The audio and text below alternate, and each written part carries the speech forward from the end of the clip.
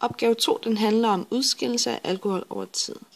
Og det er sådan, at menneskets krop den udskiller den samme mængde alkohol hele tiden. Leveren den kan nemlig omsætte 115 mg alkohol per time per kilo legemsvægt.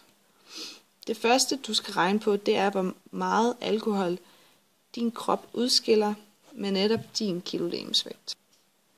Så hvis man vejer 60 kilo, så vil det lyde sådan, at udregning er 0,115 gram gange 60 kilo. Og det giver 6,9 gram per time. Så en person, der vejer 60 kilo, udskiller altså i gennemsnitligt 6,9 gram alkohol per time. Det næste vi skal regne på er så, hvor meget alkohol vil du have i kroppen, hvis du har drukket henholdsvis 1, 4 og 10 almindelige øl. Og hvor meget alkohol vil du så have i kroppen efter 0, 1, 2, 3, 4, 5, 6, 7 timer. Ved den 0. time, og du har indtaget 1 øl, og 1 øl det svarer til 12 gram alkohol.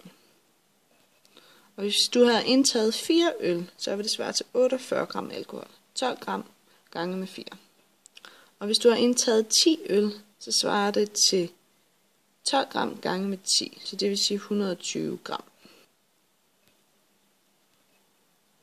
Og når jeg skal finde ud af, hvor meget alkohol jeg har i kroppen efter 1 time, så siger jeg altså de 12 gram, jeg indtog, minus med min personlige udskillelse per time, alt efter min kropsvægt, som var 6,9 gram.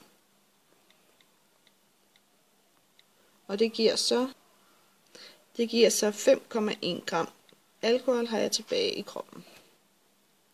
Og ligeledes gør man så ved alle de andre, indtil man har fundet ud af, hvor meget alkohol man har i kroppen ved de forskellige indtagelser og ved de forskellige timer.